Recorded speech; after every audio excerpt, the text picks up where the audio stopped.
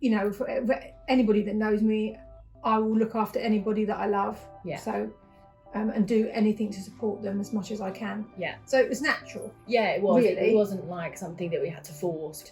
Anything I was worried about, anything that you were worried about, we just discussed it together. And, you know, I would always, because my mum has my Dexcom share, so Dexcom follow even. So she follows, you can see my blood sugars, which I think at first was a lot. Yeah, I found that very difficult, especially when you were living away. Found that very difficult to be looking at numbers, and I couldn't help at all because you were 45-minute drive away. Yeah. Found that very difficult. Yeah. So I don't tend to look all the time because that helps me cope better. Yeah. But I've got to learn to do it again because you're going to leave home at some point. Yeah. Which I'm absolutely dreading. Yeah, I know. Okay, what is your top tip for mothers with loved ones who are newly diagnosed?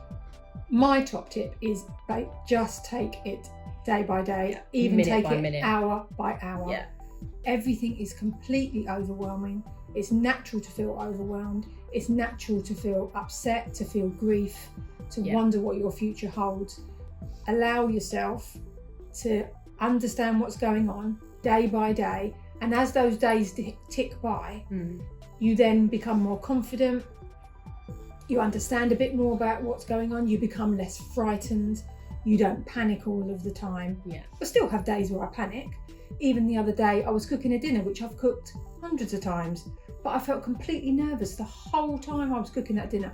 Was I going to burn it? Was the timing going to be right? Etc. I think it will always be with you, but there is the best way to cope at the beginning. Take every day as it comes.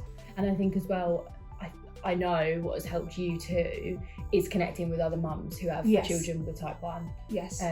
I think that's helped you a lot, just being able to log on to Facebook forums or whatever and just see other people that are going through the same thing. Yeah. And never knowing that the friend that I've got at preschool, that we was ever going to be in the same boat. Yeah. You know, 10 years down the line, I'm messaging her saying, this is happening to us, and, you know, we have a good cry together, etc. But it's good to just have that support and somebody else understand, because people think they understand, but nobody, unless you're a mum and it's happened to your child, you never really understand what it's like. Yeah.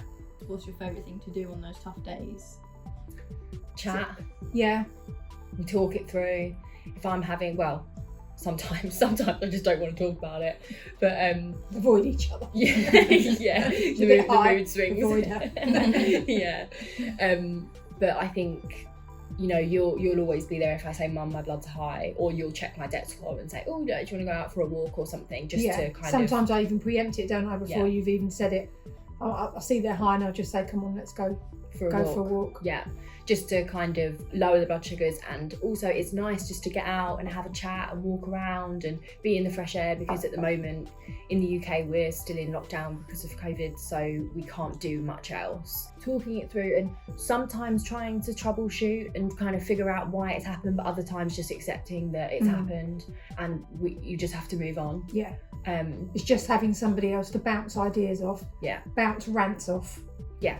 You know, that's the most supportive thing really you can do on tough days. Yeah, on tough days. On tough days. On tough days. How did you feel when Sophie was diagnosed? I was absolutely devastated. It's devastating to get that. And I mean, initially, still at the beginning, that first day we was in hospital, I didn't really understand. Her ketones were at 4. We had no idea what that even meant. No. And we were celebrating when A&E let us go at 0.9. 0.9. You know, now we'd be like, oh my God, get me the water. Yeah, literally everything. So yes, it's changed everybody's life. Everybody in the family, extended family, it's changed our lives forever. We're nearly 18 months in, aren't we? Yeah. And life is much more normal than it was. Yeah. And we laugh a bit now. I don't think we've probably laughed for up to a year into diagnosis. About diabetes? Yeah, well, even about anything really. I don't think it didn't feel natural laughing. Once we got the kittens though, definitely. I mean, you laughed all the time with the kittens, and I did definitely notice that when that came in. But I think that's just a natural progression as we're getting more and further into into the life we've now got. Yeah, because I think there's also one kind of, you spoke about it before, it's that period of grieving. Yeah. The life that, because I was diagnosed when I was 20 years old, so I lived 20 years of my life normally, and I don't like saying normally because we are normal, but I lived it without having to carb count, without having to inject, without having to make constant decisions about everything that I do. I lived 20 years of that. We lived 20 years of that. And I think if, like, now you look back and you think, actually you're so grateful for actually being able to have done all the things I did, and you know, to have not been living with diabetes then. But it's hard, I think, looking towards the future, because you worry. You worry about what you're going to come up against. You know, not been abroad yet since you've been diagnosed. COVID. That's going to be a huge worry if I'm there or if I'm not, about getting the insulin there, making sure everything's safe. Being in another country, not knowing what their medical care is like.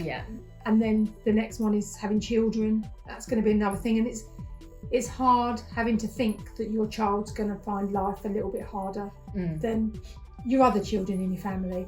That's hard, and I don't think, and I've said to people before, I think you grieve for the rest of your life. The grief, as we all grieve, it dissipates. But you will always wish that you could take it away. But saying that, it's not all negative. Like, I still, obviously there's that, you know, obviously if I could, I wouldn't, I would not have it, but I do everything that I could do before. I would never not do anything. I would never not eat anything because of my diabetes. I just have to take into account that if I do have X amount slices of pizza, that I will get woken up in the night because I need to give my next dose of insulin. And I think that's just, it's the extra little decisions that you have to make, which when everyone else is asleep at 3 a.m. and you're getting woken up because your blood sugars are high, you just have to kind of accept that actually I am different to everyone else, and it's not a bad thing. It won't stop us going abroad, it won't stop us going away with our families and going walking for miles that we do over a week. Won't stop us doing anything like that. You know, you've got a long life to live and a long life to enjoy. Okay, how do you feel about motherhood and type 1 diabetes? It's tough having a child that you know may be struggling. You always worry about your children anyway. As soon as from the day that you get told that you're pregnant, the worry never ends. Yes, you worry from that moment about all sorts of things, and it doesn't matter what age your children are, you continue to worry. But other than that, I think we're a normal family. We're a happy family. We're kind to each other. And I don't think diabetes has taken that away from us at all. No. It's just an extra thing that's coming along on our little journey. Unwanted. Unwelcome. Unprepared for. But it's here. And we're dealing with it. We're dealing with it. And we will all have a good life and good fun together. For as long as we live.